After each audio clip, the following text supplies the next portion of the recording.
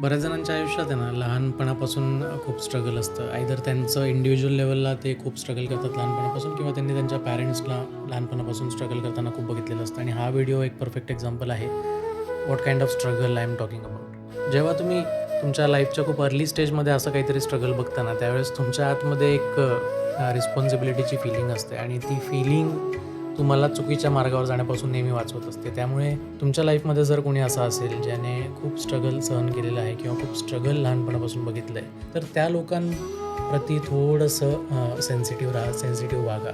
कधी त्या व्यक्तीला असं म्हणू नका की तुझ्या लाईफमध्ये स्ट्रगल होतं तर त्यात माझी काय चूक होती किंवा मी का सहन करू म्हणून. कारण या लोकांना ना फक्त आणि फक्त थोड्याशा मानसिक आधाराची किंवा मानसिक सपोर्टची, थोड्याशा प्रेमाची गरज असते आणि त्या थोड्याशा प्रेमासाठी ते तुमच्यासाठी पूर्ण जग जिंकायची ताकद ठेवतात. तर जर तुम्हाला असं कोणी व्यक्ती मिळालं किंवा तुमच्या लाईफमध्ये fortunately, I will say fortunately, जर तुमच्या लाईफमध्ये असं कोणी व्यक्ती असेल, तर प्लीज त्या लोकांच्या प्रती थोडं सेन्सिटिव्ह आणि थोडं रिस्पॉन्सिबल व्हा. कारण की ते लोकं तुमच्यासाठी काहीही करतील आणि कुठल्याही लेवलवर जाऊन ते तुम्हाला खुश ठेवायचा प्रयत्न करतील. तुम्हाला याबद्दल काय वाटतंय मला कमेंटमध्ये नक्की सांगा.